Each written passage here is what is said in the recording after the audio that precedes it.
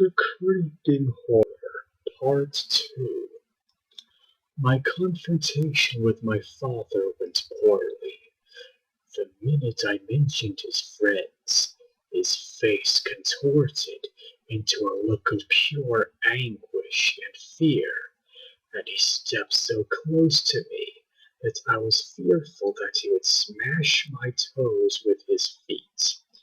He grabbed the collar of my shirt and pulled me close while saying in a tone that could not be disobeyed, "This is not a fun little mystery to unravel.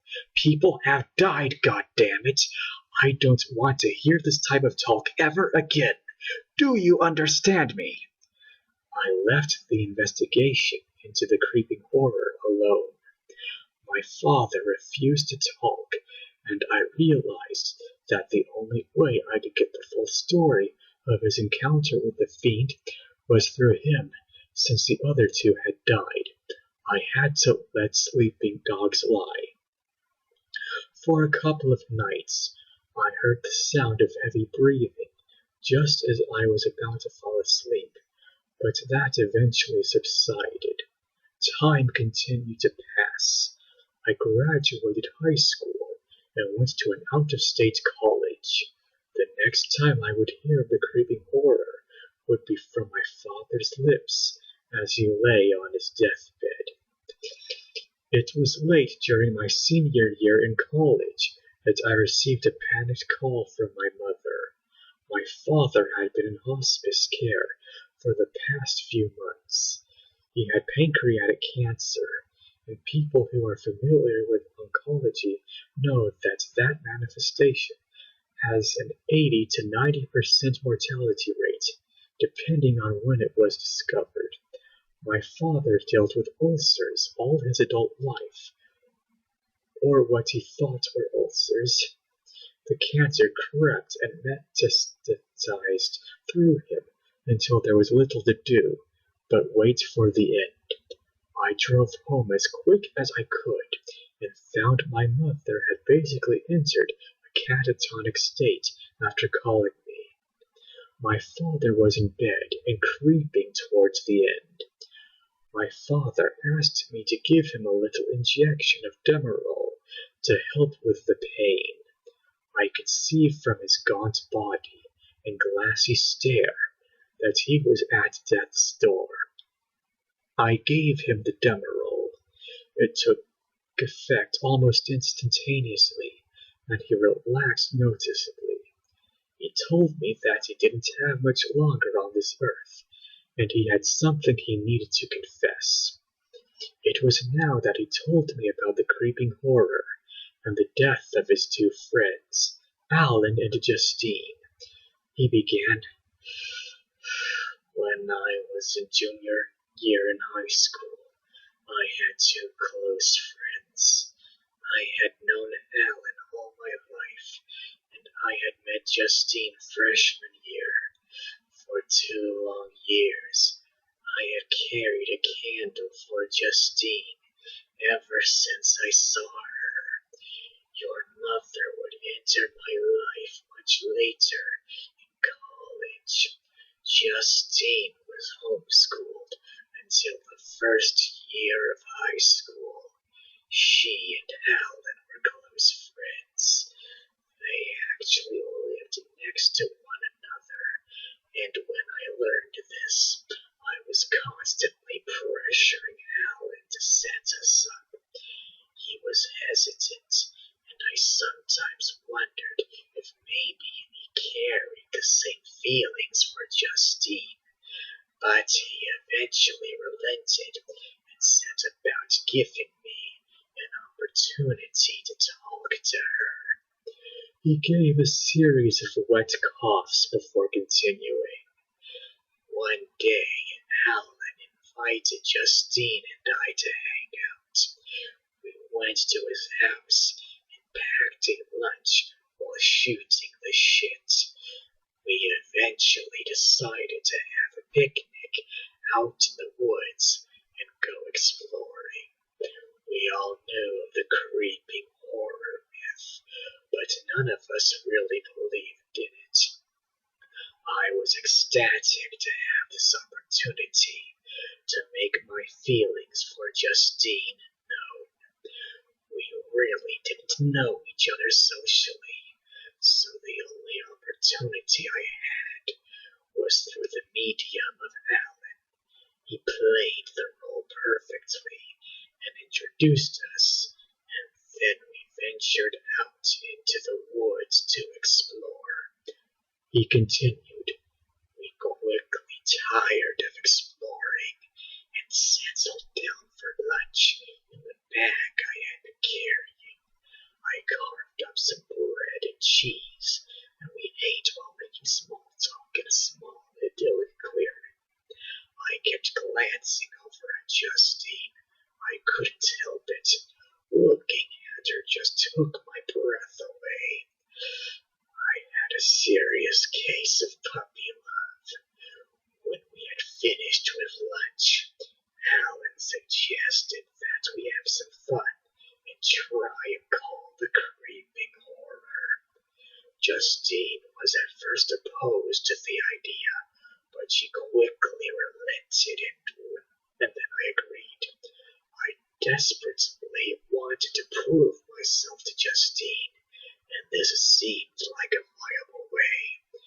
We all faced each other and began to call him. We needed only shout his name 5 times. We began. Creeping horror.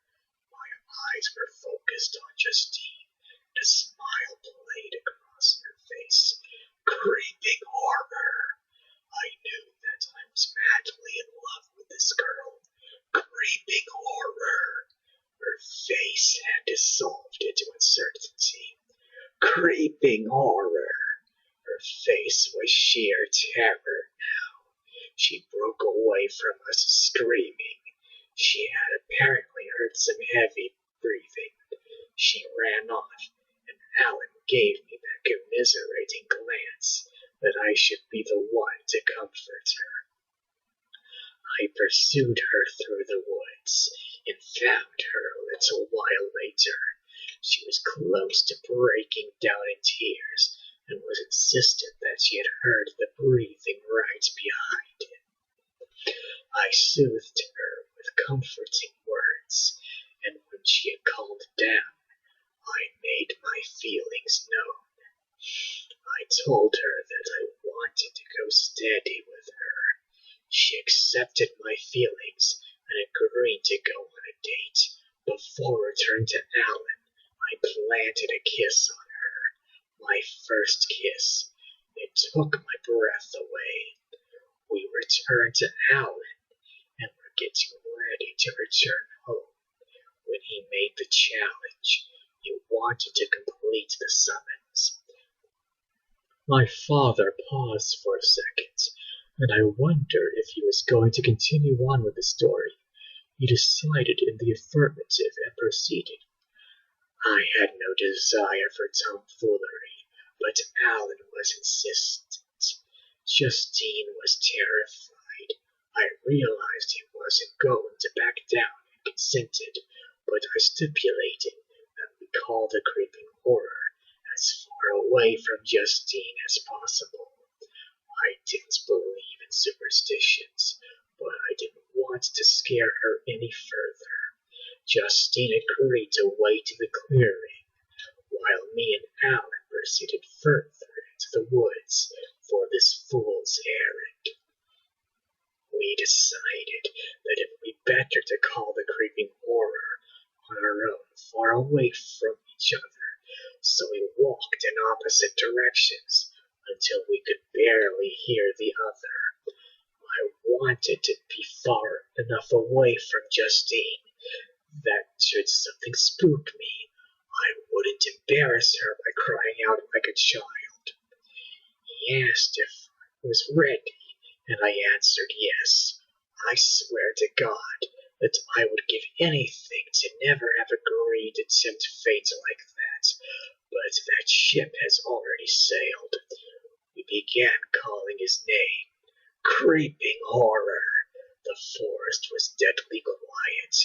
Our second invocation, creeping horror. sent our echoes rebounding through the woods. I heard a twig snap in the distance. I figured it was the wildlife in the area being startled by our shouts. I shouted a third time, "Creeping horror!" There was a rustle close by in the underbrush. Whatever it was getting closer to me. I called again, "Creeping horror!" I could have sworn that I smelled sulfur. Were we on hunting grounds? Was I smelling gunpowder? I sucked in another breath and gathered myself before shouting one final time, "Creeping horror!"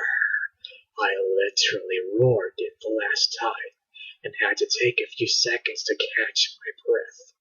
When I did, I realized that I wasn't the only one breathing heavily. It was almost negligible at first, but it slowly grew. Before I knew it, the sound was a few yards behind me. It was the sound of breathing. It was deep. It sounded like it was coming through some sort of breathing apparatus. I spent a few seconds thinking that it was my overactive imagination, but the sound grew louder and closer. I knew that if I turned around, it would attack me. I knew that this was the creeping horror. The sound of labored breathing grew closer until it was just a few feet behind me. I willed everything in my body to run, but I was paralyzed where I stood.